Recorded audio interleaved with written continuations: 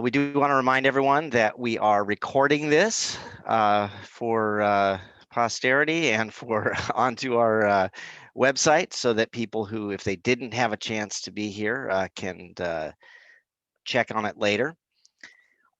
Chris, remember you were going to do the PowerPoint while I Okay. did the moderation. That I can do.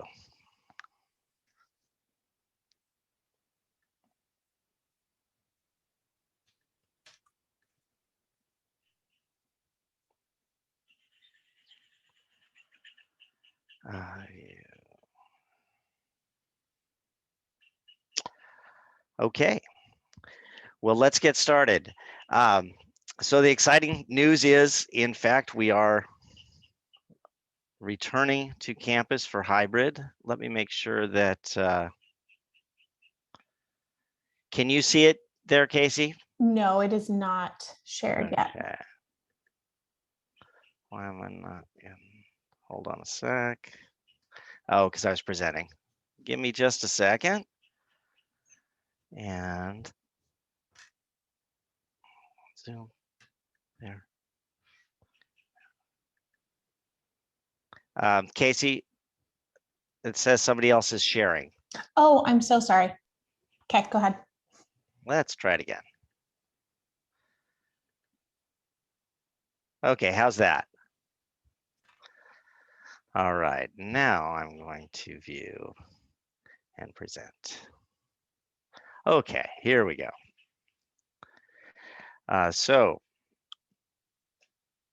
our first news is that we are returning to campus, and you're going to get an update today on a little bit about where things are in the county, our coordination with LAUSD, a lot of specifics about on-campus learning and distance learning and how that's going to work. An update on our COVID-19 testing system with a focus on what we need to have happen for students. Our just a bit at the end about a potential summer and fall opportunities and our current plans for next year. Those are very far in the future and unknown, but I do want to mention those at the end. And as always, we are in this together, working towards a safe reopening. And in fact, we've checked the boxes. We've had this slide up for each of the three of the town hall meetings, and we've progressively been checking off the different things that need to happen, in particular with getting LAUSD approval, and all of that has been completed. So where does it put us now in our current situation?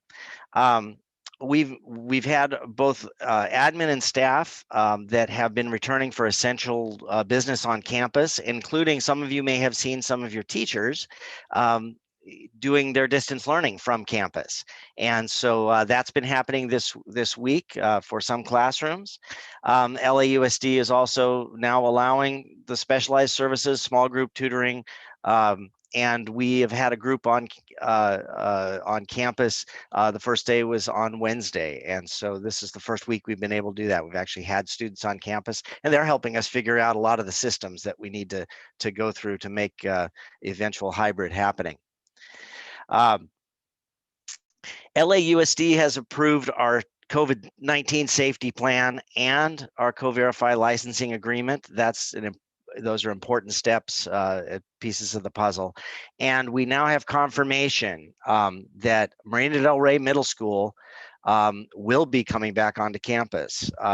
They have about a total of 200 students that may come and that would be divided into different groups. So it'd be about 100 of their students on campus at any given time.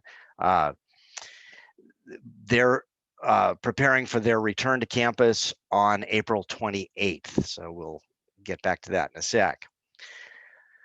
So what's the current situation in the news right now with LA County? A couple of these bullets have been up here. We've had an extreme increase in December and January, and then an extreme drop in February and March when we started talking about realistically about coming back onto campus. New case rates have dropped down to 3.1 per 100,000 over a 5-day period. That has put us now in the orange tier, which I'm sure everyone is familiar with because that's been really all over the news.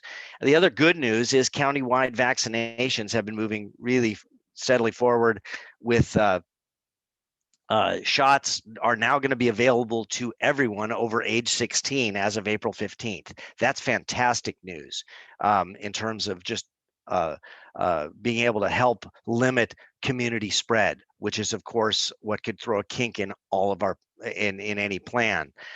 We don't expect that to happen, but we do have to watch out for these last two bullets. The last two bullets are that there have been nationwide increases. Hasn't hit California, but I put in parentheses yet. It could, and we have to watch this really closely. But right now, there's no indication that something would trigger a change locally here in LA County. So we are planning everything based on where we stand right now, which is in that orange tier. Where LA County is. And I left on one thing just because it was kind of interesting to update, was that when we started, I think there were 4 out of 58 counties in the state out of purple. And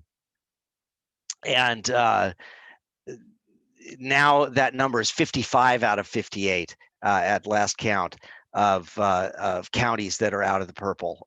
So that's pretty great news in terms of our statewide and local community. One of the big issues for us is bringing back our staff safely into a school environment, and where there's a lot of people and a lot of potential contact. And of course, we're going to be following all safety guidelines, which is a really important piece of that. But vaccinations themselves and safety and protection for our staff was really vital to us. So this has been available to our staff since March 1st, and we actively pursued providing our staff with many avenues of receiving vaccinations through state, county, and LAUSD sites.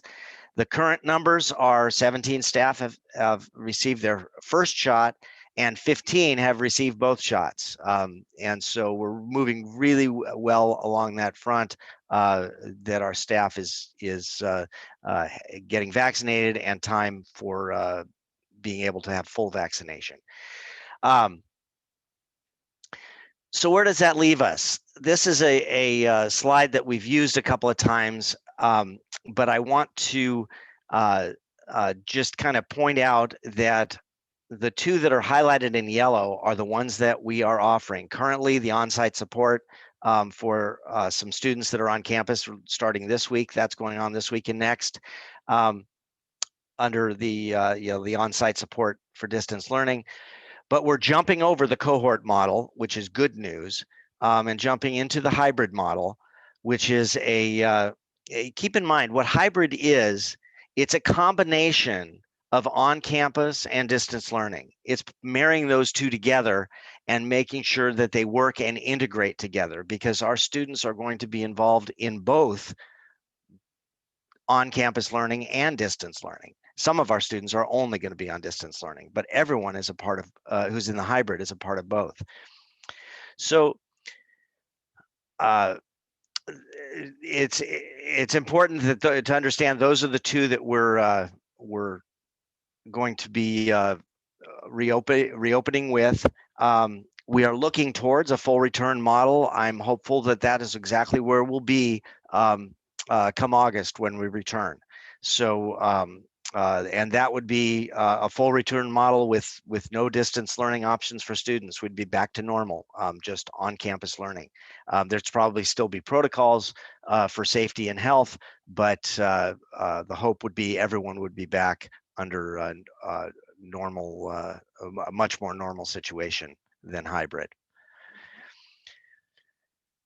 So our plans to reopen quickly and safely, we have really tried to take a balanced approach, thinking about all staff and all students, and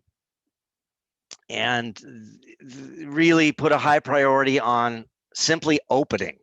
that getting the return to campus, I think we said earlier that, planting a flag, we've got to say, yes, we can do it, and get these things geared up so that we're hitting the ground running next year.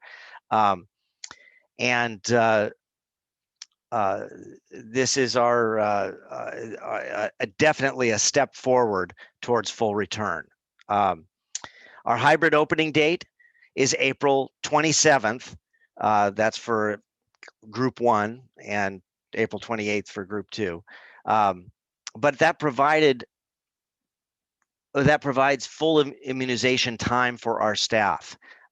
So it's really given our staff a chance for them not only to get first and second shots, but also for them to take full effectiveness. That we have tried to really strike a balance between on-campus and distance as the means of maintaining the most effective way of keeping all of our students engaged. And that's really at the heart of what we're trying to do with the schedule that we've put together. The schedule can be, this last bullet is not something that is in place yet, but I thought I'd point it out. The way our schedule is set up, we could at some point before the end of the year increase from 2 to 4 days on campus if social distancing rules were reduced by LAUSD. And I know that some surrounding districts have done that, taking the 3-foot rule instead of the 6-foot rule for social distancing. At this point, LAUSD has not made a change, and we do have to follow. We've signed documents that say we will follow their protocols on this, but we are watching that very closely because there may be some pressure to make that change.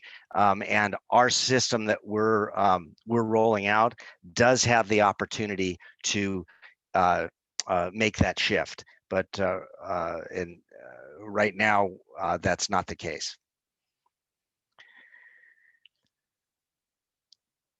So where do we stand?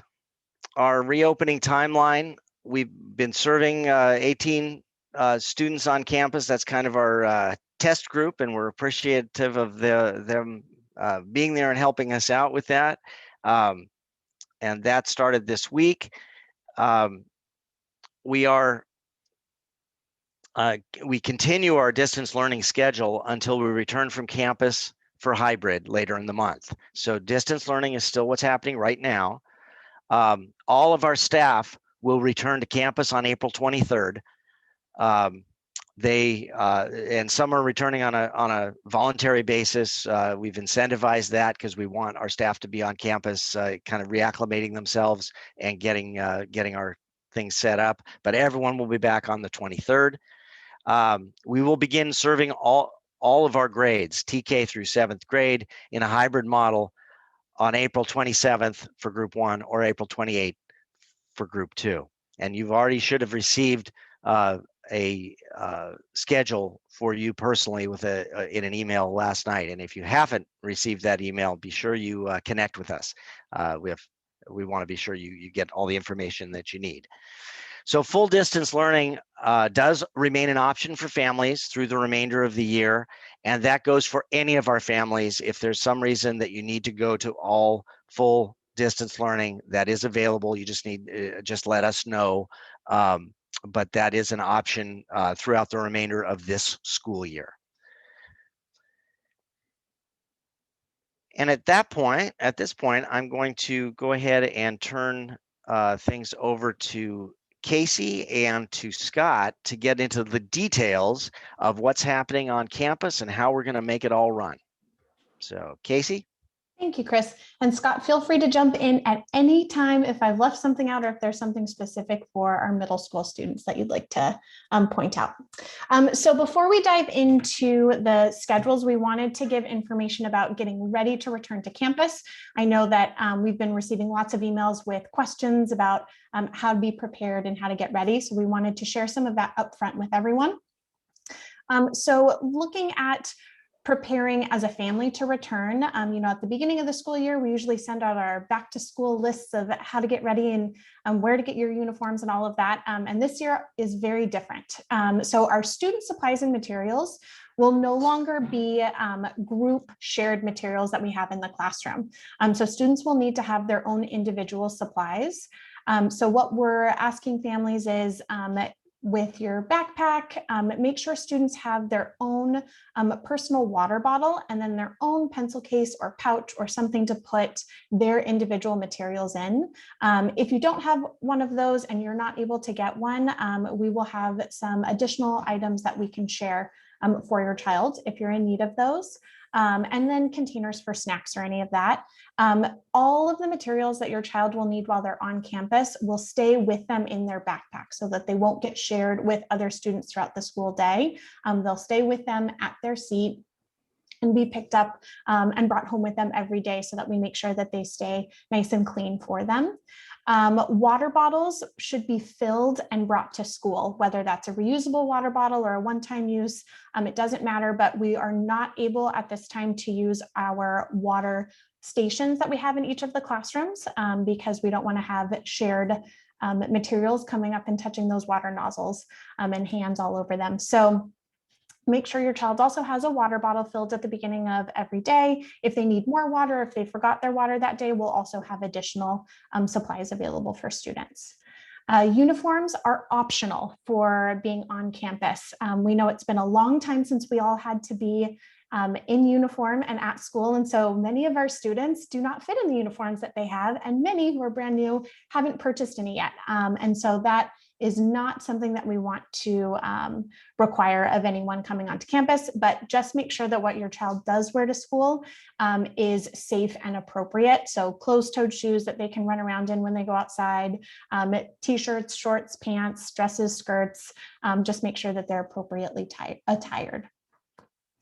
For medications, we will be sending a follow-up email to everyone with specific directions on how to make sure that we as a school have any medications that your child is in need of during the school day.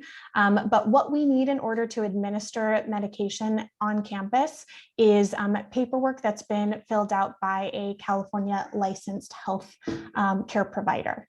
And so basically that gives us the go-ahead to administer the medication. So that's if you have an EpiPen for allergies, or if it's a regular medication, it has to be taken at the same time every day. Again, we'll send an email in the coming days with specific directions on what paperwork exactly is required, and then how to deliver the medications to us before we come onto campus. Another one, and this is something that you can start doing right away as well, is to get ready for our COVID-19 testing. As we've mentioned in the previous town hall events, we will be doing weekly testing of all our students and staff who are on campus. We are using Co-Verify, who works with Flow Health, to provide the COVID-19 testing. It is going to be done on campus, as Dr. Jones mentioned, and is overseen by a nurse with Co-Verify. But in order to go through the Co-Verify system, we need all of our students who are going to be on campus to register with Co-Verify previously to coming to their first test date. And in order to be in the system in time to show up for us when you come for the test, you have to do it at least 48 hours in advance. And so that's that April 19th deadline. So if you sign up and register with Co-Verify by April 19th, that ensures that on that Thursday or Friday, the 22nd or the 23rd, when your child comes to do their testing, that we will have them in the system and be able to move forward smoothly with that. If you are absolutely unable to get to campus during the testing times on April 22nd or 23rd, please just send us an email and we will give you some directions on how to go about getting a test without coming onto campus with us, because we have some options for that as well if that's a need.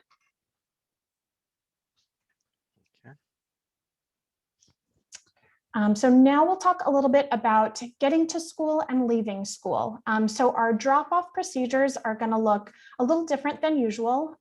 In a typical school year, we have both valet and walk-in onto campus. but because our campus is going to be closed to anyone who is not staff or students, we are not having families come onto campus in the morning. So the valet line is going to be our preferred method for dropping your student off and picking them up every day. But before you even get into that valet line, we have a really important step, and that is to complete the health screening questions. This has to be done every single day that you're coming onto campus before you can come on. So before you leave the house, or maybe as you're driving, if your child can go on the phone and do it in the back seat safely, make sure you answer the questions on this health screening form that we will share with you in upcoming days before you get to campus. Then you'll pull into the valet line, and we've got 2 different valet entry points depending on your grades. So if you're in TK in first grade, you will go all the way up to the regular valet point, which I recognize for many of our TK and K families. You may not know where that is yet. But I've got a little visual on the next screen, and in an upcoming email, we'll have a big visual for you so you can see exactly where that is. But our regular valet entrance is on West Lawn Avenue, and it's down by the kindergarten and first grade classrooms. So parents will drive up with your child, parents will stay in the car, and we're going to have school staff walking up to invite students to come out and get in line to go through the check-in process. The same will happen for our 2nd through 7th grade students. However, their valet and student entry is going to be farther up on West Lawn. So right around the corner from Braddock, there's a parking lot. And so if you're familiar with our school, it's got all those hedges in front of it. That's the staff parking lot. And there's an entry gate that we're going to be using right there. So for 2nd through 7th grade, you'll be still on West Lawn, but just closer up to Braddock for the valet line. Same process. Everyone stays in the car until a staff member comes up to invite you out, and then only the student will get out of the car. Parents and anyone else needs to stay in the car. The reason that we want the valet line only and we do not want to have walk-ups is because of our next step for drop-off, and that's our check-in process. We need to monitor everyone who's coming in and make sure that they are not sick and have not been exposed to anyone who has been sick before they can come onto campus. So that's that health screening questionnaire is going to be one piece that we make sure students have filled out before they come in. We're also going to do a temperature check. So obviously that takes a little bit more time than our normal wave good morning as you walk straight in. So we will have a line that forms out on the sidewalk that will be socially distanced and again monitored by staff. And so because we're going to have students in line outside on the sidewalk, we don't want to have other families walking up and mingling around in that area. So as much as possible, if everyone can use valet to drop off and pick up your child, that will be extremely helpful for us. And I already talked, no visitors or parents on campus, which we know is really hard because we're used to having everyone come onto campus with us. But again, it's just for the safety and to limit exposure of everyone. All right, so pickup procedures. This will go very similarly to the drop-off, but in reverse. And if you are a returning family and you've been with us in previous years when we've had a rainy day, this will function more like our rainy day dismissal. So at the end of the day, a grab and go lunch will be provided to all students who are on campus. And then they'll stay in their classrooms. And when you pull up to the valet, we'll have an admin or staff member outside with a walkie-talkie radioing into the classrooms to say, so-and-so's ride is here, send them on out to the gate, and then we'll have them walk out in the same path that they walked into their classroom that morning to the same gate that they entered in the morning to be picked up. So again, for TK through first grade, that's our regular valet entrance, farther up on West Lawn by the kindergarten and first grade bungalows. And then for 6th and 7th grade, it's on West Lawn closer to Braddock, which is by the staff parking lot. I know this map that I've got is not the easiest to see because it's so tiny. We'll share a larger school map so you can see that with bigger arrows and everything. But it just kind of highlights, Chris, can you go back 1 second? Sorry about that. Thank you. Just kind of highlights the main entry points for our 2nd through 7th graders and our TK through first graders. Okay, thank you. And for when students are on campus, a lot of this we have already gone over in the two previous town halls, but I'm going to go over it again and share a little bit more information as well. So we talked about how all of the movement across campus has been coordinated by admin, both our admin and that of Marina Del Rey Middle School. And we'll be monitoring the movement across campus throughout the day. Basically, we have designated certain spaces to be walkways for our elementary school and middle school students, and certain spaces for Marina Del Rey students to use as walkways, so that our two students in their two different stable groups will not commingle. Also, the directions as students are walking around campus will be separated as well, so that we don't have close encounters as students are walking around campus with their stable group. Bathrooms, again, are going to be monitored by staff, and students, rather than taking a bigger bathroom break altogether, will take their turns one at a time. Recess and breaks will still happen during the school day. The break times are coordinated and monitored by the classroom teacher, and students will stay in their stable groups when they go outside to take their break. This is when they can eat their snack. So if they have brought a snack from home, then they'll bring that outside with them. When students are outside of the classroom having their snack or drinking water, then their masks can be off, obviously, so that they can eat and drink. But then when they're done with their snack and their water, they'll put their masks back on and continue to play outside. Masks must be worn by everyone who's on campus at all times while we're there, except for, obviously, if you're taking your water or snack break. I know there have been some questions from families about, what if my child needs to take just a break to get a deep breath, kind of clear their headspace a little bit, or what if they need to take a drink of water while we're in the classroom? In those situations, students would ask the teacher if they could take a quick little break, and then they would be allowed to step outside of the classroom, remove their mask to take the deep breath or take the drink of water, and then put the mask back on to come back inside the classroom. I will share, we had our first day of students on campus yesterday, and we had a couple kids who asked for some breaks throughout the day, and it worked really, really well. So the kids are all adapting very quickly to these new routines, and it was second nature by about an hour in to just ask if you could go outside to get a drink of water. Social distancing, as Chris mentioned, we are still following the 6-foot rule. If LAUSD changes that down to the 3 feet, then we would accommodate as well. But as of now, we are still going to be maintaining a distance of 6 feet from between students while they're in the classroom, and also when they're outside during their breaks. I mentioned that we'll have additional water available for students who need some. We'll also have masks if students need a mask if something happens to theirs throughout the school day. All right, so now a closer look at schedules. So we, on March 19th, had the deadline for families to opt in for on-campus learning, so we could see how many students were going to participate and we could create our stable groups. Students will need to have a negative COVID test on file before they can come onto campus. So again, we want families to register by April 19th so that you're going to show up in our system in plenty of time for the 22nd or 23rd for your first test date. And then we will be testing students weekly after that. The tests need to be done within 7 days prior to coming onto campus, which is why we'll be doing them weekly. For group 1, who is on campus Tuesday through Thursday, we'll have a testing time on Thursday while students are there. And then for students who are on campus Wednesday, Friday, we'll have a testing time on Friday. Our students who are on campus are divided into stable groups, and they'll stay with their same stable group the entire time that they're on campus. Monday will stay as a distance learning day for all students. So you should have seen that in your schedules when they were shared.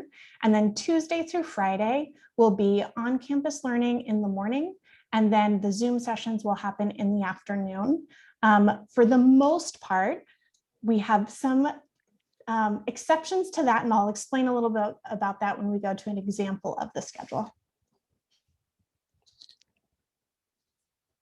All right, so what I've got shown here should be pretty familiar to those of you who are in one of our hybrid groups.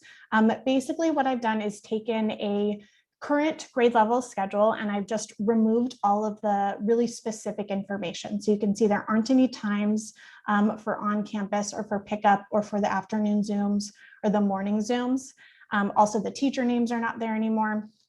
I tried to make it kind of a general version so we could go through what all the different color coding means to really help you understand the schedule well. So you can see Monday is that full distance learning day. So in elementary school, students will have 2 Zooms. If your child has just one teacher, they'll have those Zooms with their single teacher. If your child has 2 teachers for English and German, they'll have a Zoom with each of their teachers that day. Then all of the green where it says asynchronous, that's the independent work time for students, where they will be working on the assignments that are posted in their Google Classroom, shared by their teachers for independent work time. The lighter green where it says 20 minutes iReady, that is new to our schedules that we've built in. What that is designated time for your child to log into their iReady account and work on either their language arts or their math learning pathway lessons. Those do not have to be done at the times that are listed. We just wanted to have that visual for families because as iReady is a brand new tool for us, and since we didn't start it right at the beginning of distance learning, but we started in February, we just wanted to have that visual reminder for everyone that iReady is part of your asynchronous work time. So if you'd like to wake up first thing in the morning and get that iReady time done for the day, you're free to do that. If you want to wait and do it later in the evening, that's also fine. Looking at the on-campus times, for group 1, Tuesday and Thursday in elementary school are the on-campus days. So you'll have a staggered start time. Each of the entry points have 3 different start times for our on-campus time. The reason for that is so that we can limit the number of people who are coming onto campus at any given time. And same with dismissal. We wanted to make sure that we were having a small group that we can easily manage and control with social distancing as we're getting them safely into their cars at the end of the day. So what you'll see on your schedule is a start time for your child and an end time. The start time is when you can drop your child off in the valet line. And then the end time is the same as their pickup time. So I highlighted that time also in yellow at the bottom of that block, just so it stands out and is really clear. But your start time and end time will both be listed in that block. Then there's a lunch break. And as much as possible, we tried to keep the afternoons Zoom free for our kids who are coming onto campus that day. You can see though that for this group, they do have a Zoom in the afternoon on Thursday, and that's our special. So the specials classes are kind of the exception to the afternoon Zoom, morning Zoom rule. And the reason for that is because in every class, we have now 3 different groups of students that we need to schedule with. So usually with one class, it's just one group of students. And so when we have the 2 groups, we're managing those 2 together. But when we have 2 classes, now we're looking at 6 different schedules. And so to make sure that we weren't cutting into afternoon Zoom time for our distance learning students, we had to do some of the Zooms in the morning for specials and some of them in the afternoon. And so depending on what the schedule looked like and what availability was, you'll see you'll have some variance there with the specials times.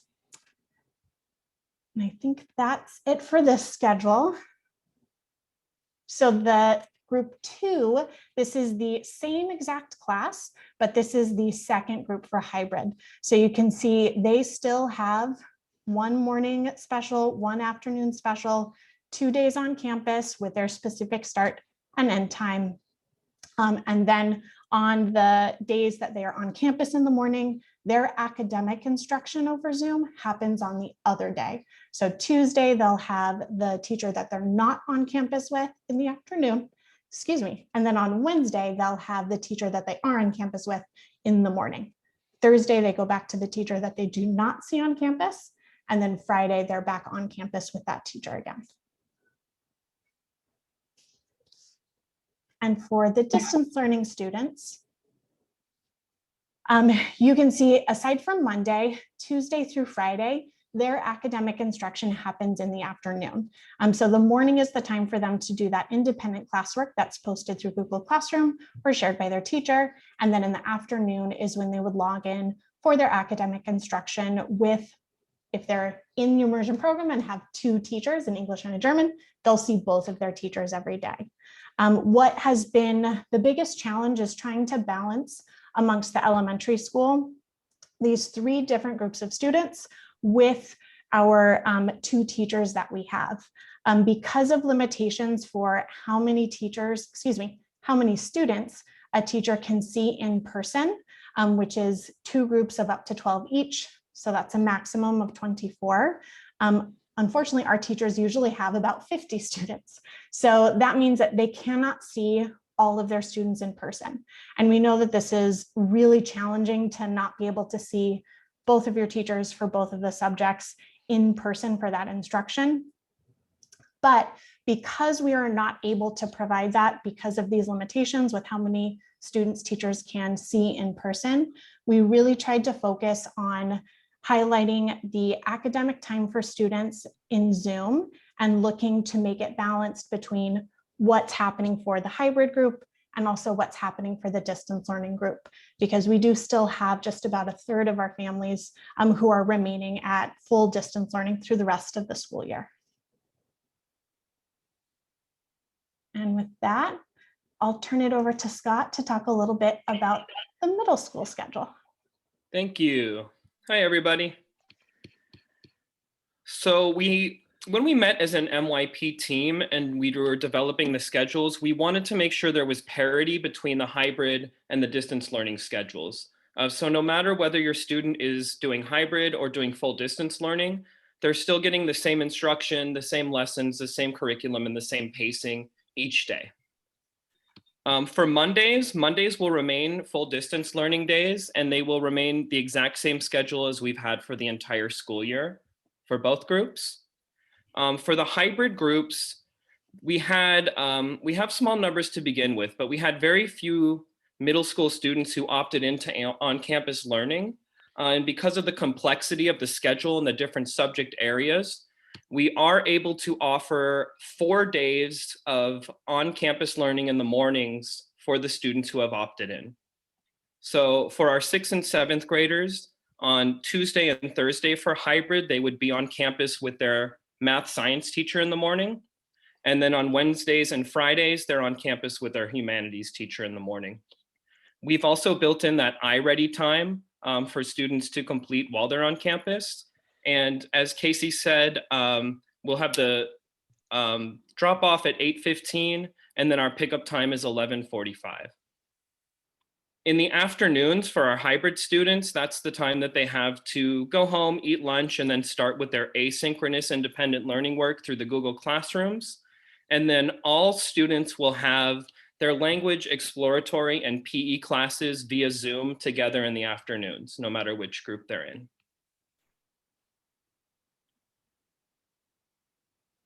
For the distance learning schedule, again, Mondays remain exactly the same. The asynchronous work, the Google Classroom work, independent work will be done in the mornings while some of the students are on campus. We've also built that iReady time into the schedule. I know that Mr. Rand and Ms. Pham and the students are enjoying it, and I know that they're learning from it, whether they're filling in gaps in their learning or extending their learning to get ready for next school year. So that time remains consistent. In the afternoons is when they get the same instruction that students are getting on campus in the morning. So again, Tuesday and Thursday are their math science blocks, and Wednesday and Friday are their humanities. And then as the whole grade level, they'll join either their German Spanish on Tuesday, they'll have their exploratory class on Wednesday.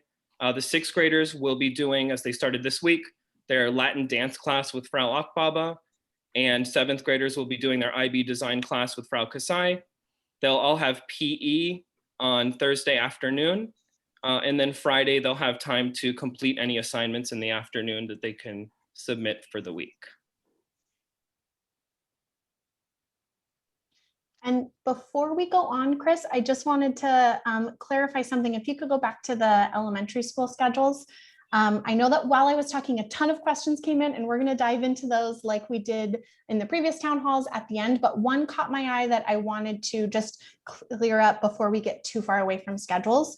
What I have shared online here is a sample of one particular class at one specific grade level. I've just removed the exact times and the teacher names from it. So your child's schedule that you received via email through Fresh Schools will be the schedule for your child. It might look completely different from this with totally different times and slots for things. But I just kind of wanted to talk through what the color coding means and clarify some of the information in terms of timing.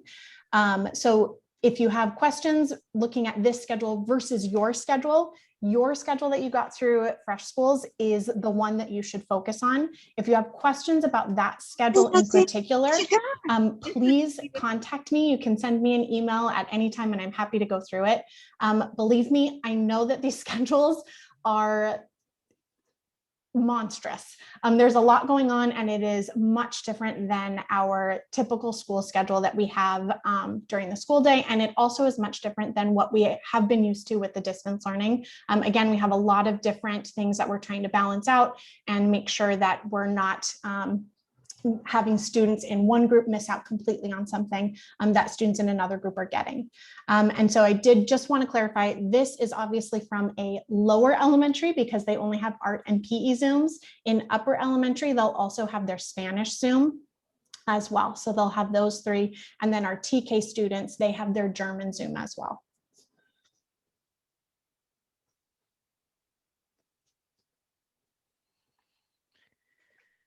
All right, I'll go ahead and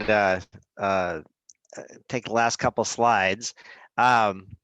Just a few points of interest with regard to COVID-19 testing and tracing. So we will be doing the weekly, our weekly tests have already been available to our staff and we've been doing that. The testing is mandatory for staff and students. We have to have a PCR saliva or PCR test that is negative in order for a student or a staff member to be able to come onto campus. For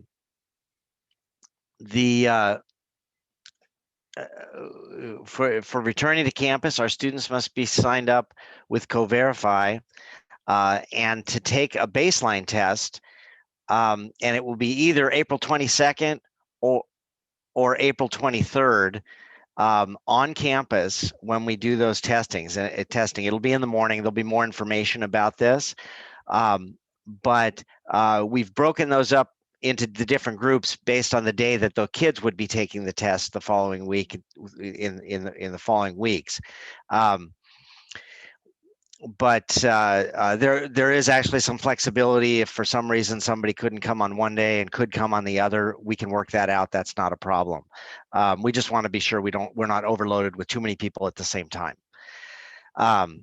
So the baseline testing will be taking place on Thursday, April 22nd and Friday, April 23rd.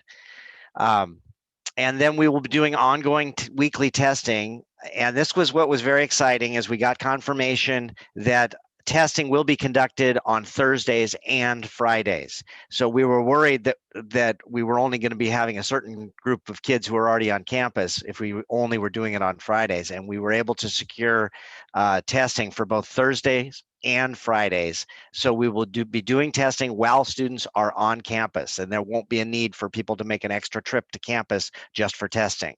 So testing will happen on Thursdays and Fridays while kids are on campus. And a couple last things, and then we'll definitely take questions at the end. So there has been actually quite a bit of funding that has come in from both state level and the federal level to support learning loss, and we are busy applying for those funds and putting together plans of how to best help our kids in terms of supporting learning loss.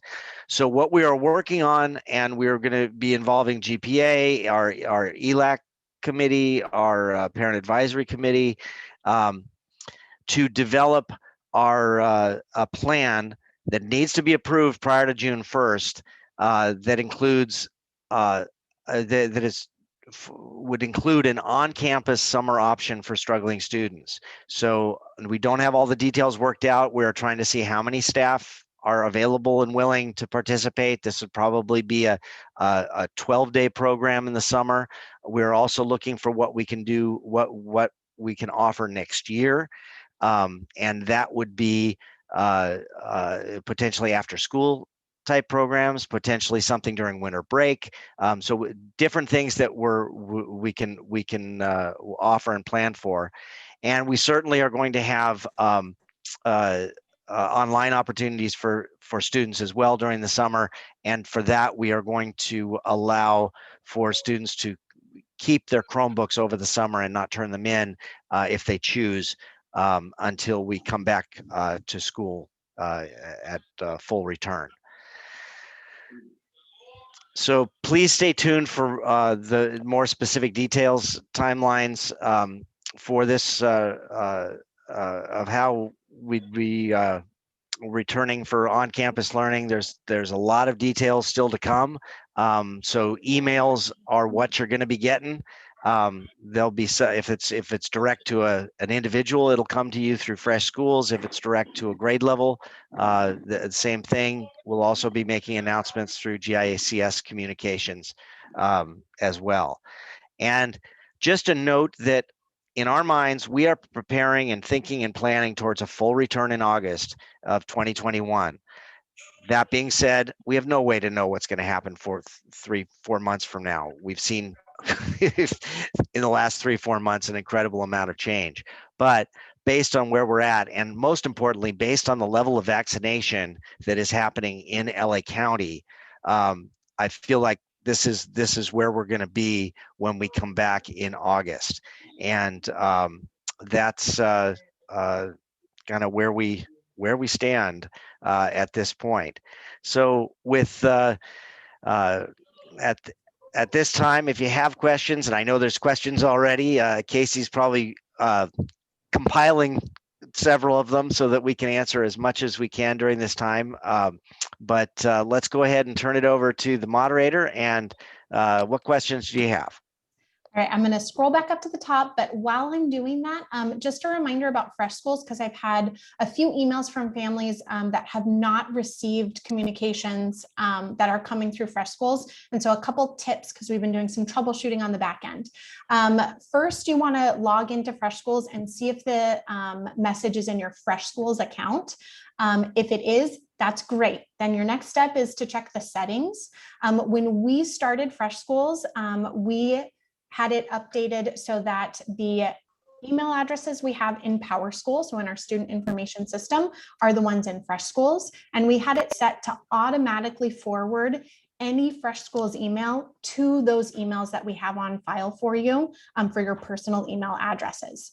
If you did not want to be receiving all of those emails through Fresh Schools, then you as a Fresh Schools account person can go in and you could change your settings so that you are not forwarding the emails.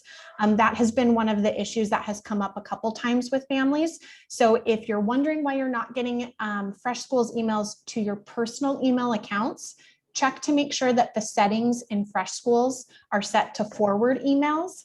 And then also check to make sure that the email address that is in Fresh Schools is the one that you want to be receiving emails for. If that email address is not correct for you, then you can send myself or Christian or Biggie or Chris or Scott, anybody an email, and we will update your email information in our system. So just 2 little tips there. And then another reminder, I know in our Thursday newsletter, we said it again, but everybody should have received a schedule, whether you're doing hybrid, whether you're doing distance learning, everyone should have gotten an email yesterday evening. So if you didn't, log into Fresh Schools, see if it's there. If it's not there, reach out to me, or if it's there, but there are issues with your email, then reach out to us as well. All right, so I know we had a question about our calendar for the next school year. That came up a couple times in the chat. And so just to clarify, LAUSD has not determined their official calendar for the next school year. And we do have to stay within the timeframe that they choose because we're a co-located school, but we don't have to align completely with them. That being said, at our upcoming board meeting, our proposed schedule, calendar for the next school year will be part of the agenda. However, with the provision that it might change based on what LAUSD decides as their school calendar. Chris, any additional information you want to share about that? Yeah, just that the likely date, and I double check with Biggie, but it's August 17th would be the day we'd be proposing. This has not been approved at the board level. And I just want to confirm with Biggie that that's the calendar date we're looking at. That's correct. That would be basically along the similar patterns that we've done in previous years. All right, so going back to the top, back to kind of our first topics that we covered, what is the vaccination status count versus overall staff count? So basically, how many of our staff out of the total? That would be all but 3 at this point.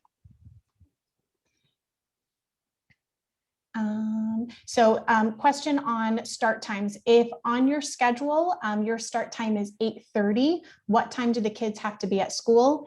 8:30. So we're trying to make it as easy as possible for you so you don't have a bunch of different times on the schedule. The first time on your schedule for on-campus learning is your time to drop off. You can come a little bit after that if you'd like, but and if you're there a little bit early, we'll still let you in. But that first time is the time that we want you to be coming onto campus. And again, that's so that we don't have a lot of students coming in at the exact same time. Was there a valet line map? Yes, we will email that to everybody in an upcoming email, and it'll be differentiated by your grade. So if you've got a TK through first grade student, you'll get that map. If you've got a 2nd through 7th grade student, you'll get that map. If you have both, you'll get both. How many teachers are returning to campus? All of our staff is expecting to come back on the 23rd, and will all teachers return to campus get their vaccines? It is up to the staff member if they're going to. I think we mentioned at a previous town hall that we are encouraging everyone to get vaccinated, as that's the best protection, not only for themselves, but for everyone that we're interacting with. But again, it's not a requirement. And so staff make that decision on their own. Casey, you can add, however, the negative COVID test on a weekly basis is a requirement. Yes, so everyone will be tested. That is coming onto campus every single week. And if you do not have a negative test, then you will not be allowed to come onto campus. Speaking of that, I know one of the questions I saw as I was scrolling was, what happens if you miss the on-campus test time for your child? Does that mean you miss the entire next week? No, if that happens, you can reach out to us and we'll give you some information about how you can go about sending us information on a negative test. And then for the young ones and valet, the question is getting kids out of their car seats. We have done valet, Biggie, for the entire time that the school has been in session. So for years and years and years, and our youngest students, we've always had some that participate in valet. So we are well versed in helping kids get out of car seats and get them all settled while parents stay safely in the car. With valet, it is not a park and turn off your car system. It is a stay in your car. You're just driving through a line, kind of like you're going through a drive-through. So it's really important that we don't have anyone else getting out and getting in between cars. And that's for safety. We want to limit as much as possible the opportunity for an accident to happen. So our staff will do a really friendly hello in the morning. We'll help the kids get out and get their backpacks on and head on over. we'll have our protective equipment on so that we're protecting ourselves as well as the students and whoever else is in your car. Logistics. So a couple parents have asked about logistics for siblings that have different pickup drop-off points or different pickup drop-off times. What I'm going to ask is that if that is a situation that you're in, if you could send me an email so that I know exactly what the specific situation is, and then we can work on details and support for that. Okay, a question about our COVID testing. So the Co-Verify Flow Health asks for information like a picture of your insurance card, driver's license, social security number. Does all of this need to be provided in order for your child to get the test? It does. This is one of the issues that we only have certain limited choices of what we can do in terms of getting kids onto campus. And so we do need to, all that information is required. And the reason for that is it has to do with insurance as well as with federal programming if there is no insurance. And so those are the pieces that happen. All of this information is absolutely held. It is not given to anyone else. It is not sold to anyone else. It is protected through HIPAA, and it's protected through the contract that we signed with Co-Verify and Flow Health. But it is the system that we have in order to make this work and have a functional weekly test. And so the answer is yes. And then about valet, will a staff member be guiding traffic on the corner of Braddock, which is where typically traffic tends to back up in our valet line?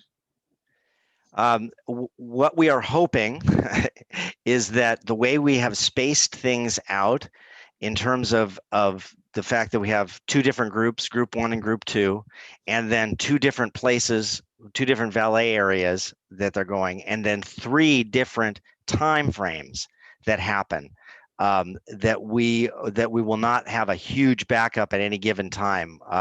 We think we have room for about 15 cars at any given time in either of the valets, and a little more in the younger, a little more space in the younger students' valet.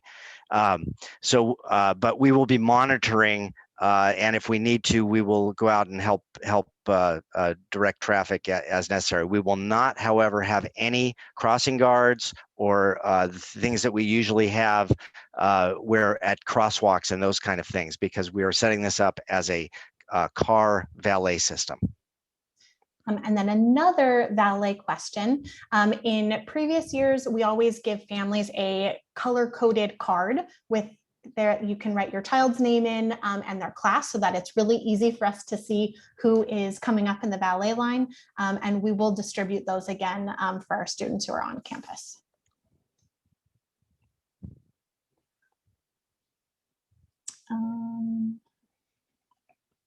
Oops, pardon me. Okay, question. So iReady, which we have been referring to when we were talking about the schedules and that learning pathway time, is the assessment that we administered to 1st through 7th grade in February. Our TK and kindergarten students did not take this assessment then, but it is one that we're looking at for them to take at the end of the year. So for our TK and kindergarten students, sorry, I forgot to mention that, you do not have a designated iReady time slot in your calendars at the moment. And that question got answered already. Okay, so now a question of why the number of hours is decreasing for both the on-campus or Zoom instruction, excuse me, compared to how it is now. And that is part of what I was talking about earlier with where we typically just have right now the 2 different classes that we're scheduling Zoom times around. And now for those same 2 classes, we have 6 different groups that we're trying to coordinate with. And the on-campus time is a longer time altogether at one chunk than the Zoom times are. And so we had to try to find that balance. And unfortunately, because we're trying to do equal amounts of time as much as possible for both distance learning and on-campus students in terms of their academic instruction, that means that we cannot do the exact same level that we're currently providing, because now we're offering a completely other new program at the same time as our distance learning one.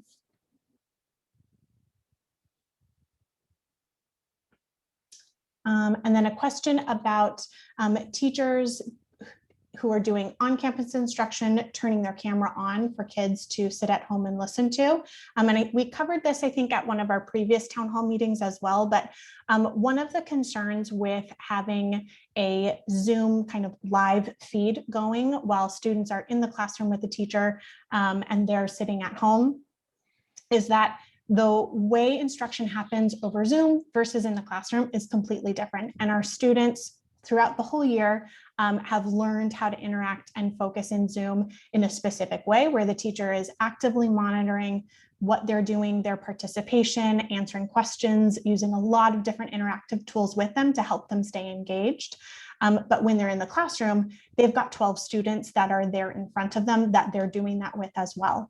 And so it becomes nearly impossible to be able to do that sort of instruction and monitoring and support to both groups of students in those totally different areas. And also, if we have a set live time with our distance learning, that counts as kids are in the classroom with us, and we are responsible for ensuring that they are following expectations and maintaining safe behavior. And if our student is not able to do that while they're just watching a live feed, then it becomes really challenging as well.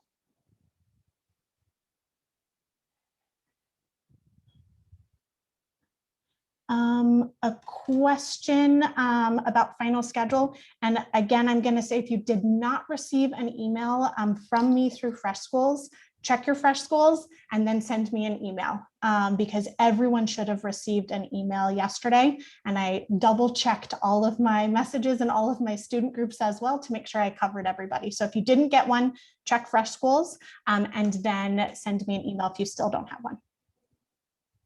And if you didn't get one for 6th or 7th grade, just shoot me an email and I'll make sure that we get it to you. And then a question, so that first baseline COVID testing on April 22nd through the 23rd, the timeframes that we sent out in the email yesterday are during school time. On that day, we're going to have an adjusted schedule so that students are able to come into school, do their test without missing any of their live instruction. So we'll have an adjusted schedule on the 22nd, 23rd for our students so that you can come in and do your COVID testing. Will parents of the hybrid group be asked to get vaccinated, as this would decrease the possibility for transmission or infection? We are asking everybody to get vaccinated. Without question, we are saying that is our best community effort, and I'm talking LA County, to be able to help out. Obviously, that is not something we can mandate, but it is something we are encouraging and recommending. And speaking of COVID testing, rather than vaccination, how exactly does the saliva test work? And is there a way for us to teach our kids how to do it? Great question. And we have great experience now to share with you. So for the last couple of months, it has been only adults who have been doing the saliva test. It's just been our staff members. And we all found it, as a whole, I would say, not everybody, found it better, easier than a nasal swab, or less uncomfortable than a nasal swab, but it is a little bit more time consuming. What we found out when we had our students test for the first time last week is that for some students, especially as you get a little bit older, it was easy for them to do. That's a tube that looks pretty long, but there's a small section of it that needs to be filled with saliva. There's a line marking it on there.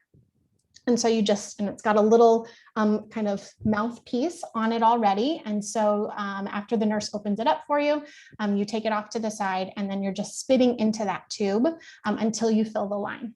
The hardest part for our kids was seeing how far up they had to go, because as you're spitting, it often gets lots of bubbles. And so there's a little strategy to help break apart the bubbles and have more liquid versus bubbly air. And that's just tapping the side of the tube to break up the bubbles. But the actual liquid is the part that needs to be above the line. So students sometimes saw that, oh, the bubbles are past it, I'm done. But then we had to double check and say, nope, you need a little bit more. For our younger ones, I would say the hardest part was having enough saliva to fill up the tube. It tended to take them longer than our older students did. Tips for getting ready, you could just practice spitting into cups. It's, not a great activity, but I don't know any other tips other than that. It's pretty straightforward and really easy to understand how to do. The hardest part, again, is just for some students and for some adults also, just working up enough saliva. And it's on some days easier than on other days. So I think in general, if we just stay well hydrated every day, it probably is a little bit easier. There's also a final step where after the saliva has been collected, there's a cap that you have to screw on, and the cap can be a little bit tricky for our students to screw on completely. But the nurse is there, we've got protective equipment. We as admin are there as well. And so we're able to help students with clicking on the cap. One important thing, Casey, also is the 30-minute rule. Yes. That you're not allowed to eat or drink 30 minutes prior. And we realize that, students are often, coming, eating on the way into school. But we'll be making sure that there's enough time for that 30 minutes to have passed before they are taking their test.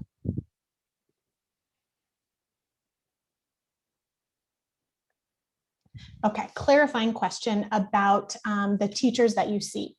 So typically we have for our immersion classes in elementary school an odd week, even week schedule where one day you'll start with one teacher and the next week you'll start with with your other teacher, so that you see both of them for those different times throughout the day. For the hybrid model, we are not doing an odd week, even week switch because our teachers cannot change groups.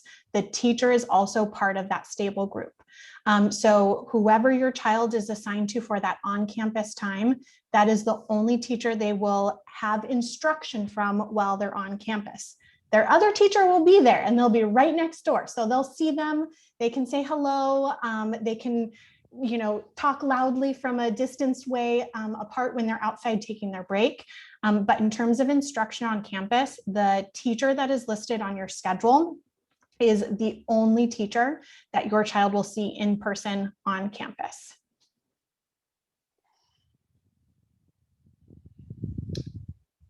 And then a question about the summer and fall learning opportunities. Is that a summer program that we would offer, or is there a different summer program in general?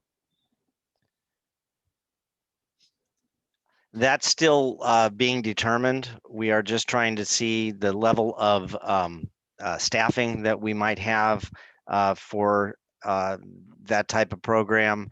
And so we will not be, we don't know yet, but that will be coming out sooner than later. Is there a plan if someone tests positive on campus or has been exposed to COVID-19? Yes, is the short answer. The long answer of what that plan exactly is on our website. There is, and now, Chris, the name has completely slipped my mind. Just the COVID safety plan. Yeah, thank you.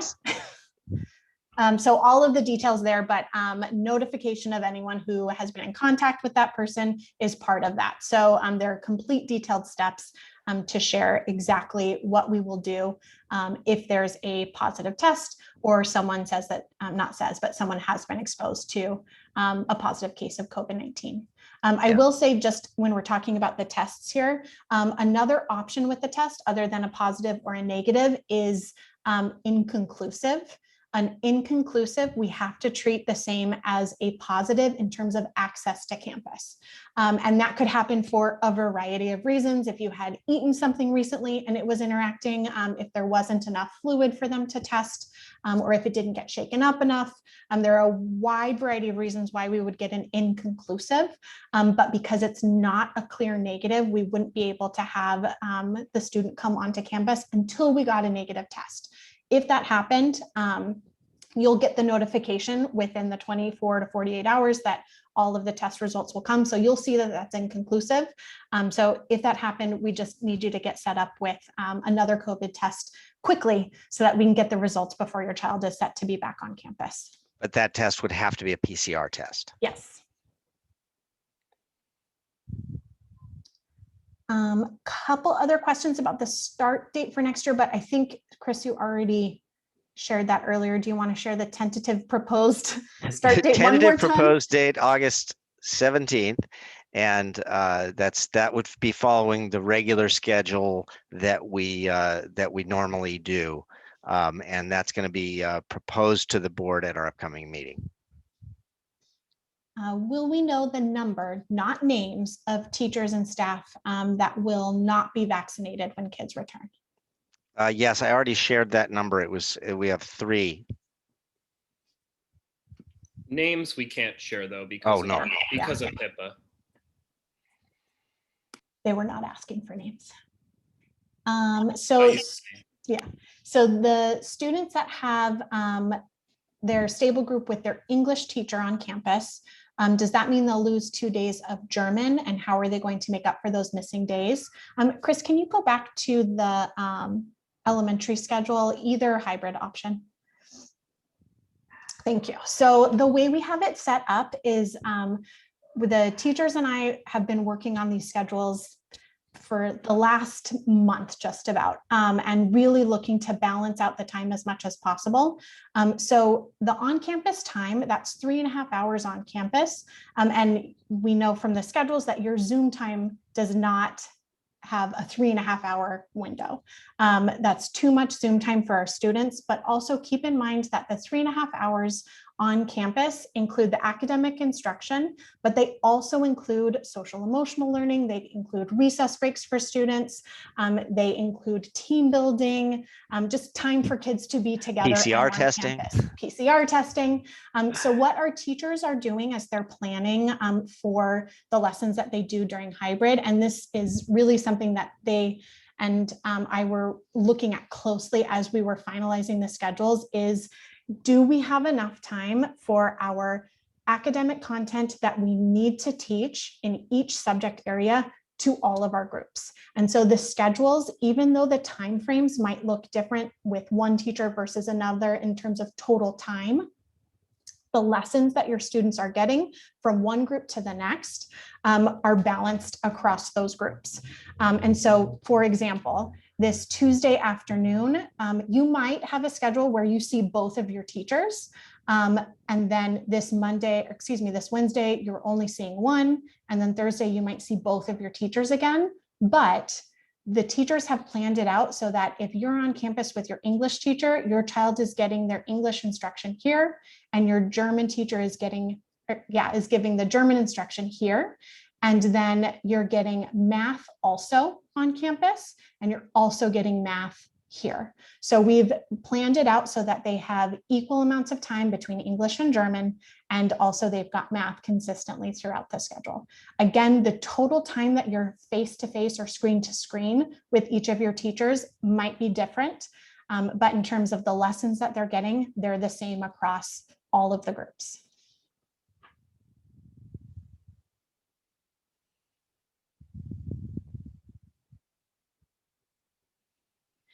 So question, if LA USD changes the rule to 3 feet next week, are we going immediately back to 4 days on campus model? Or is there any plan in case it's changing sooner to adjust the model before summer?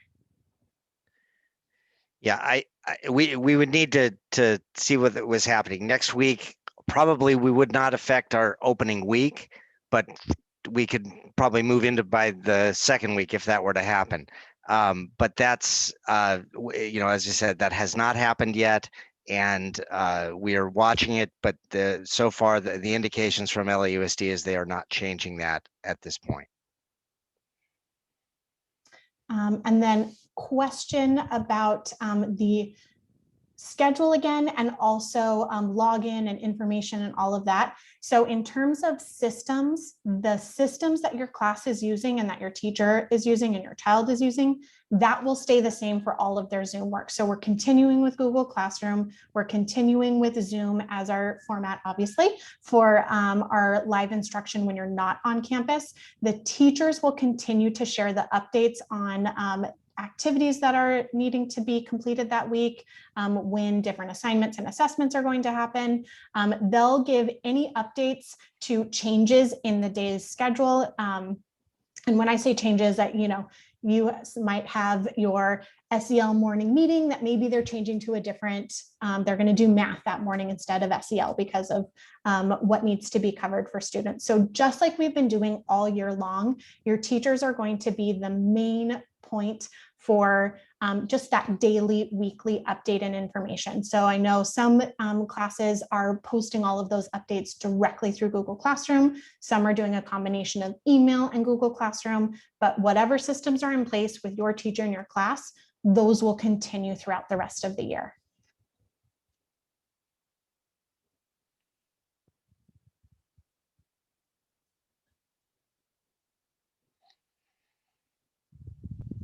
And then another, I'm just going to clarify, I know I've said it a couple of times, but I know it's confusing after the schedules we're all used to.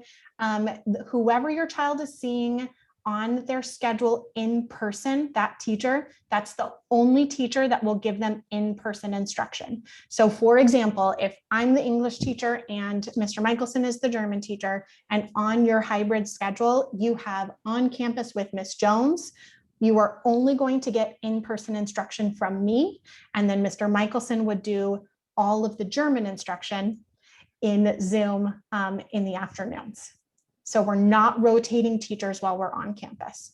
You'll still have instruction from both of your teachers, but one will be on campus and one will be virtual. And that's because of restrictions of how many students that a teacher can interact with. They can only interact with 2 cohorts of kids, or 2 groups of kids. Yeah.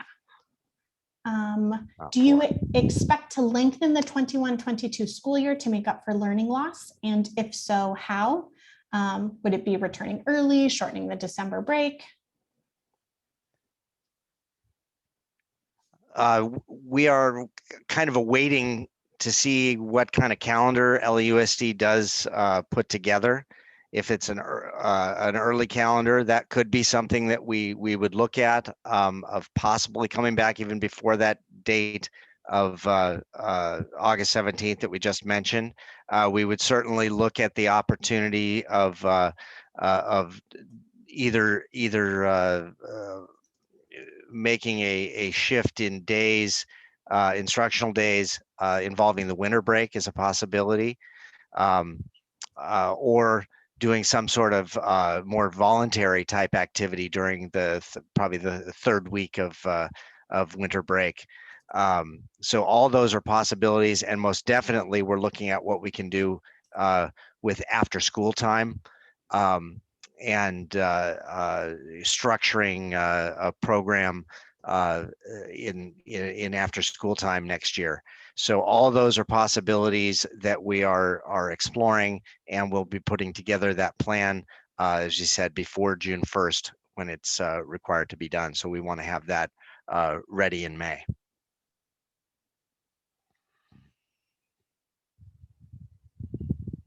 And then just another clarification on the COVID-19 test. It is not a swab. It is only a saliva test. So students will be given the tube and directions, and will be around to help if needed, but they will be spitting directly into the tube. Nothing will be inserted into students.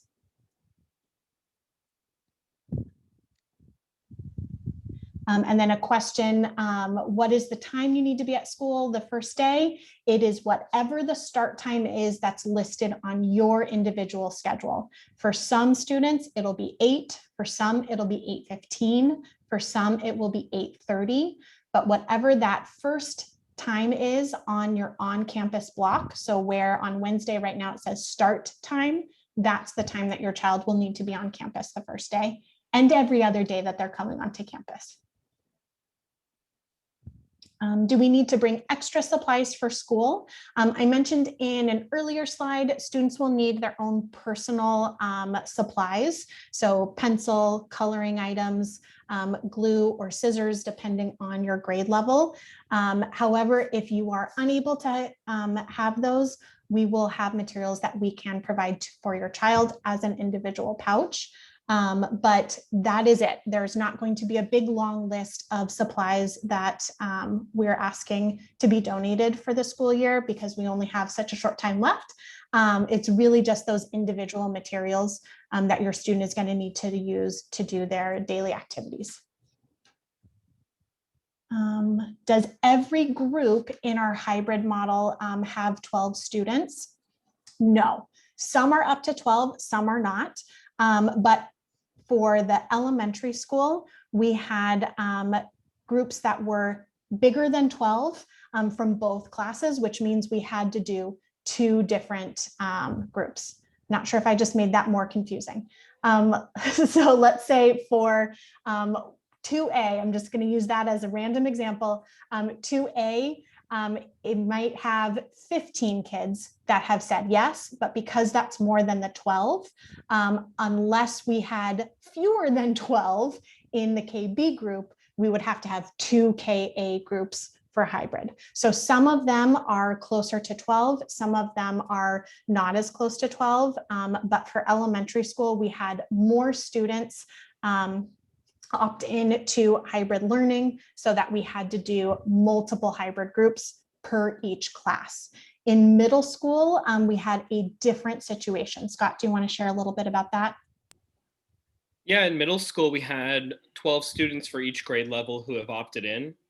So that is why we are able to offer the distance learning on the hybrid learning on campus for 4 days a week. But we did build the schedule in such a way that if a student, and I know this is the case for a couple families, if we have one student in middle school who can only come on Tuesday and Thursday, but needs to stay home on Wednesdays and Fridays, they can follow that distance learning schedule on the days they're at home and receive, again, the same instruction, the same curriculum that students on campus are receiving. So they can mix and match if it fits their schedules best. So question, question, if a student is new to Goethe this school year and has not ever been on campus, is there a way they can get a tour when they come for their baseline test so they have a little familiarity before the first day? Where we're doing the tests is actually on campus with a really good view of kind of the most intriguing part of campus for all kids, which is the recess playground area. And so kids will be out there, you can look around there, and then we can, I'm sure, Chris, kind of figure out some ways to help kids get a little sneak peek of the campus before they come for their first official day. Yeah, well, and I think more importantly, that's going to be part of what teachers are doing once they come. They'll be taking their cohort around when other cohorts are not around, and giving them a chance to see the campus. Especially in the younger grades that haven't really seen the campus before. Mm-hmm. And I will just point out too, at the beginning of the school year, a good deal of time is spent on helping kids to get to know their new classmates, their new classroom, the campus, different processes or procedures for both in the classroom and outside of the classroom. That will all still happen because this is like our first day. 2.0, our kids are just way farther ahead, already know the students, already know their teacher, have a good understanding already of kind of their classroom virtual space. And so now it's helping to get them accustomed to the physical space when they're on campus. So that will still take place. And again, that's part of that balance between the academic instruction that'll happen and all of the other experiences that will happen on campus. Will the COVID-19 test always be the spit saliva test?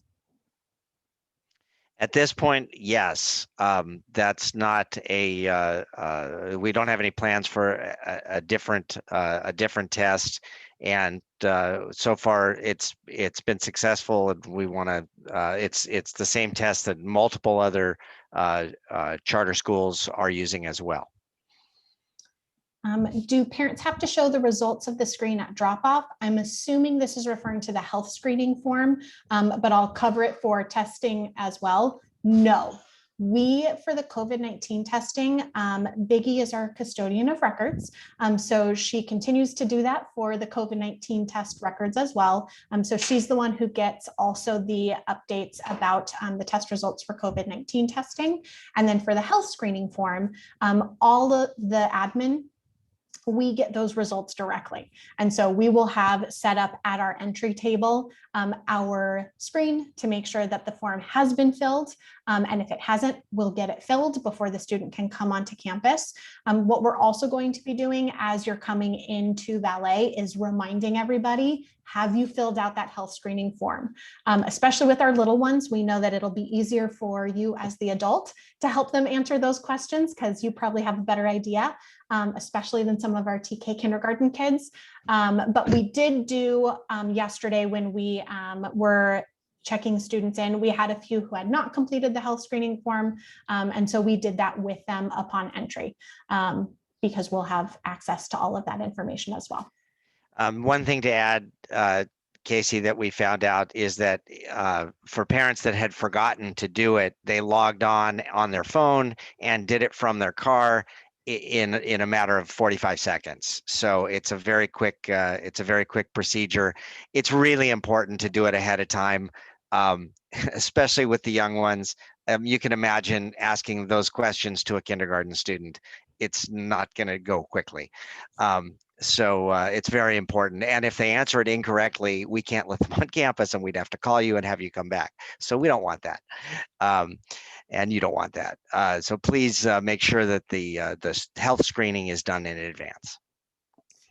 And now a question about the stable groups. Will we know how many and which students are in our child's group? Yeah, we can share the list just like we do our class lists at the beginning of every school year. Those have not been shared just yet because as we send out the initial reminder, some families are responding that situations have changed and maybe they're going to change to distance learning or they have a different situation now. And so we need to make some adjustments. So as we get closer to the time, we can share that information with you.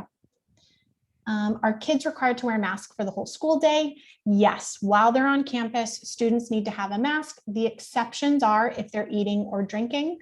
And also, like I mentioned, if you have a child who needs to take a quick breather break, they could step outside by themselves, lower the mask, breathe really quickly, mask back on, come back in.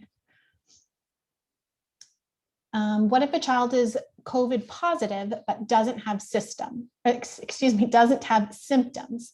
Can it bridge the time with distance learning? Absolutely. So if for any reason you are not able to come onto campus, whether that's an extenuating circumstance, a COVID test, something totally unrelated to COVID, your child can continue to go on with distance learning until they're ready to come back onto campus.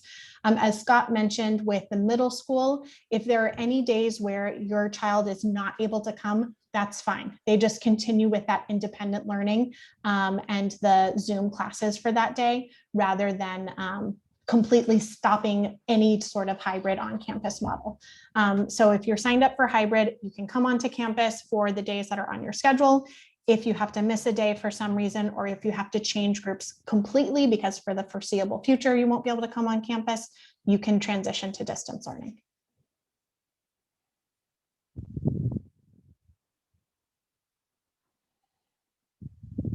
We answered some of these.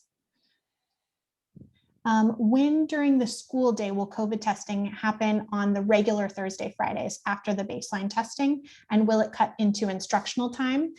It'll happen during that time frame where kids are on campus. But as I mentioned, the instructional time is a mix of academic instruction and these other tasks that need to happen. Testing can be one of those things as well.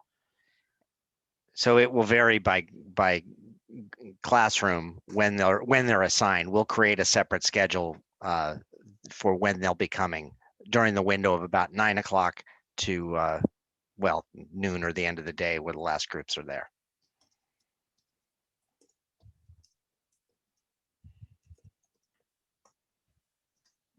Sorry.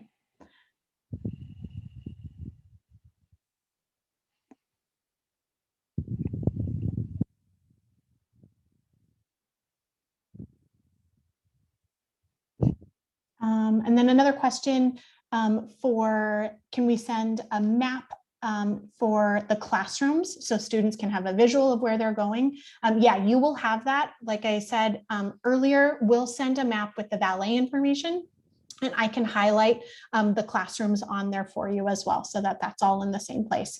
When we send that map, we'll also have arrows for kind of the direction of the flow of traffic that your child will be walking, so they kind of know what to expect.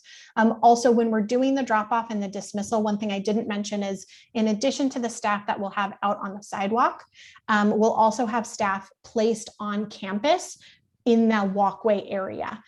So when a student is coming in, they'll have a visual to the next staff person who will wave them over, say, come right this way, you're going to this classroom, and their teachers will be at the door of their classroom waiting for them. So we've got people strategically placed to help kids get into classrooms and out of classrooms safely while staying socially distanced.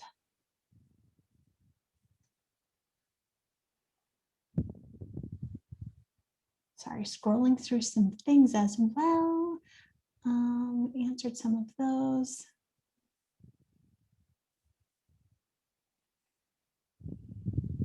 Will parents be able to come onto campus with the kids during the baseline testing?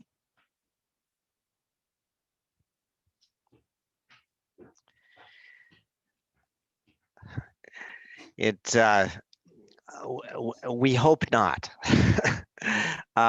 We really want to get the students used to working on their own. That's probably the one place we could have a little bit of leniency if it's helpful for the student. But for the most part, we want students to come on themselves to be able to do this, because that's what they'll be doing when they're on campus a week later. We understand it'll be the first time through, and but we do want students to come on campus to do that as much as possible by themselves. And then a question, will we get the lists of your group peer mates via Fresh Schools? Yes. So Chris mentioned it earlier, but for things that are school-wide, those typically will come through our GICS communications. But for anything that is a small group of students, or your class in particular, or even a grade level, we'll be sending those through Fresh Schools. So all of the information that we're going to continue to share for preparation for this new transition will come through Fresh Schools. For elementary school, most of it, if not all of it, is going to come from me. For middle school, most, if not all, will come from Mr. Michelson. So again, check your Fresh Schools account regularly if you don't want to get those emails forwarded. If you don't want to check Fresh Schools regularly, make sure your emails are set to forward to your email of choice. Do the health screening forms need to happen every day? They need to happen every day your child is coming on campus. So for elementary school, that's the 2 days a week. For middle school, if they're coming all 4 days, that's all 4 days. And then Chris had mentioned at the beginning, but as a reminder, if you are not able to come on your assigned day or time for April 22nd or April 23rd for the baseline testing, it's okay for you to come outside of that time or on a different day, as long as it's within the general window of testing that we have. We know that the times that we randomly select for our different last name groups of families might not work for everybody. So if you have an issue of your assigned time, but you can come during another time or the other date, feel free to do that. If you're unable to go to either of those, it just is not an option, you can email us and we'll give you some information on where you can get tested.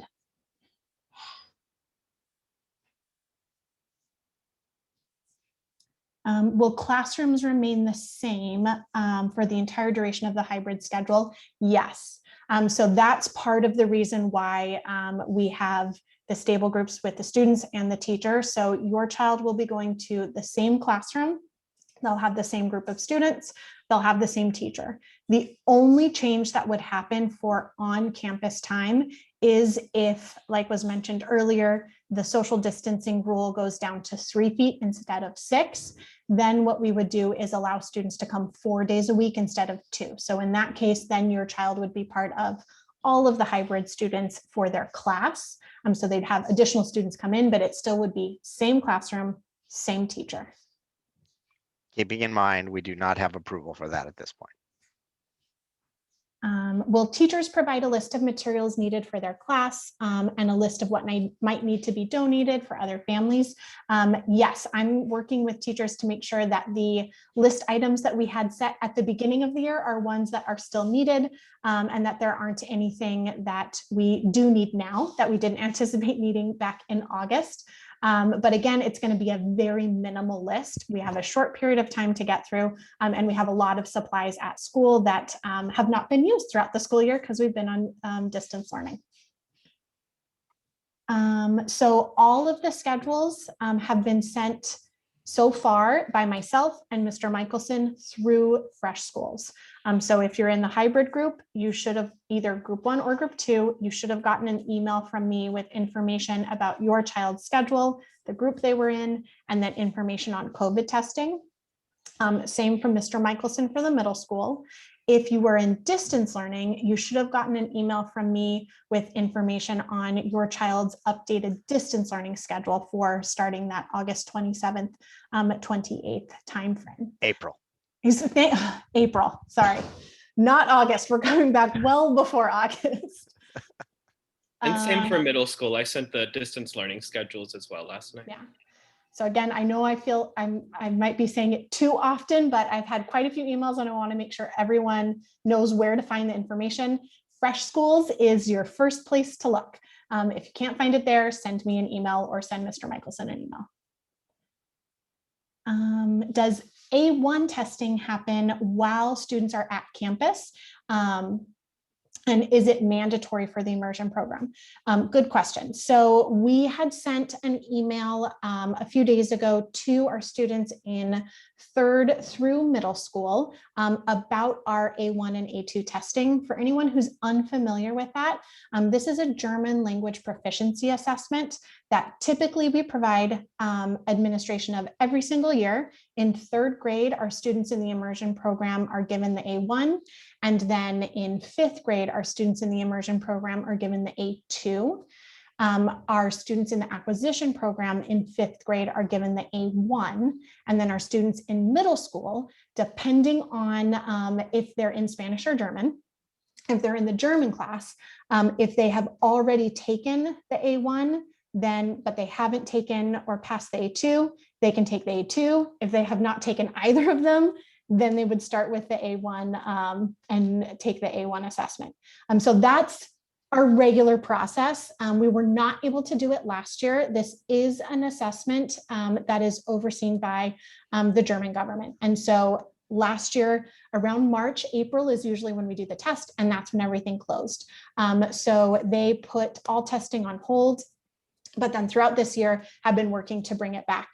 So we are preparing to give the A1 and the A2 to our students in both German immersion and German acquisition in elementary school, and our students who are in the German language program in middle school, as well as any students who were previously enrolled with us, but are no longer and are now part of the alumni program, which I don't think we have any of you here in this meeting.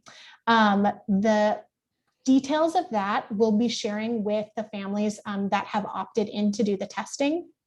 It is not mandatory. So if you do not want your child to take this assessment, you do not need to take it. Students will get a chance to do the assessment if they've chosen not to this year. Next year, when we continue on, we will provide every opportunity that we can for our students to take the assessment and keep moving forward with their German proficiency. But the question, will that happen on campus? Yes, the testing will happen on campus. The exact details of scheduling we're still working out. So as we get that, we'll share that with you. And Ms. Jones, I didn't catch it, but did you share for our fifth graders who missed the A2 last school year? Thank you. I did not. I missed that group. So our fifth graders who were supposed to take the A2 last year also are invited to take the A2 this year. But again, it is not mandatory. It is an option if you would like to. And I know a lot of our students and families are eager to sign up for that, but it is not mandatory.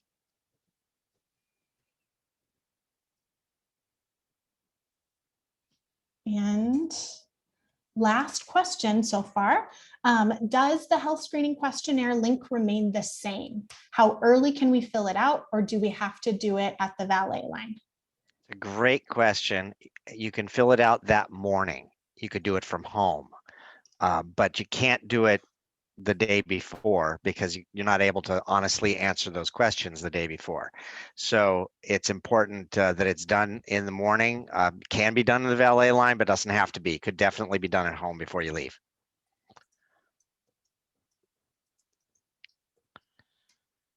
And then more questions about the A2, but I'm going to pause on the A2 because, like I said, we're going to send more information out about details of that. If you have a child who is eligible to take the A1 or the A2 and you're unsure, on the form that was sent out, mark, yes, we'd like to take it. And then you can send me an email with your questions to help you understand, or when you get more information from us, if you have questions about that, then you can email me. But for A1 or A2 questions, wait for the detailed email and then send me some email if you, send me an email if you have any questions.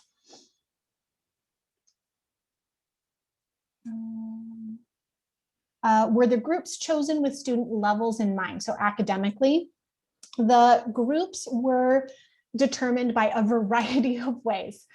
So first, what we did was we looked at our siblings and family groups and made sure that students were on the same group number. So they're coming onto campus on the same day across the family.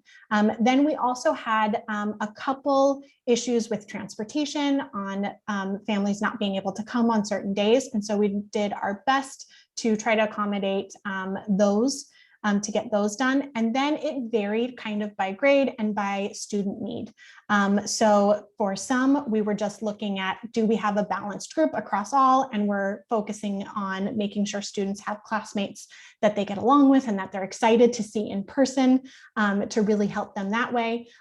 Some, we looked a little bit at some academic information and thought, where is going to be the most effective use for students to be grouped together? For some classes, that's with a small group Zoom. For some, that's on campus with small group. So there's a lot of things that went into making the different stable groups.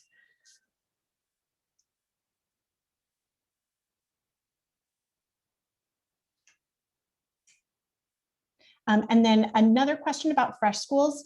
Just to clarify, Fresh Schools is our communication system as a school. It's not for students. So the information that is sent through Fresh Schools is similar to the information that we send when we're doing our GICS communications. It's just another tool for us to easily be able to share information with families. It's not for students. And so Zoom schedules, Google Classroom information, not Zoom schedules, Zoom links, Google Classroom information, anything directly related to your child and their class in terms of what your student needs to know, that will still continue as it has been from their teacher to your child. So whether they've been sending emails to student emails in the upper grades, or whether they've been sending them to families to share with students, or whether it's been posted in Google Classroom, whatever the process was for teacher communication to students and teacher communication to families, that remains the same. Fresh Schools is only used for communication from admin to parents for what I've been talking about right now. Fresh Schools also has the ability for families to communicate with each other, but again, it is not a tool for instructional information from teachers. Teachers continue to use their methods that are already in place. And if you're still confused about Fresh Schools, if anyone is wondering, send me an email because it's brand new this year. So all of this is to be expected because it's a brand new system for us. So I appreciate everyone's patience as we work through all of these new details.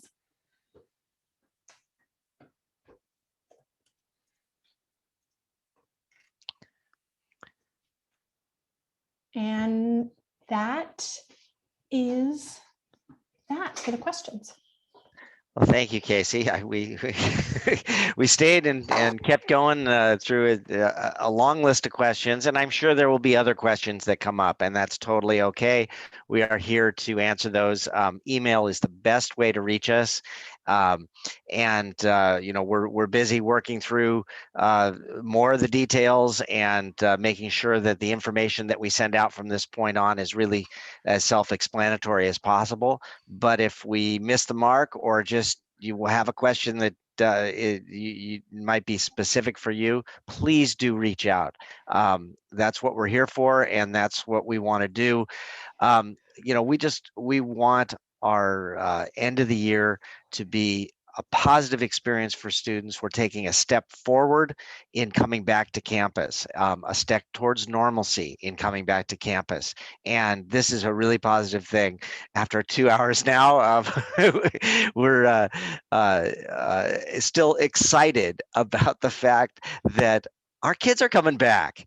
That's a pretty cool thing, and we're going to get to see them. And so we're thrilled about that the campus is going to be opening up, and that we're going to be able to do it in a safe fashion for staff, safe for students, and yet moving us forward. So we'll leave it at that for today. We thank you so much for joining us and sticking it out with us. And we look forward to seeing you in person sometime pretty soon. So have a great night, and we'll see you all very soon.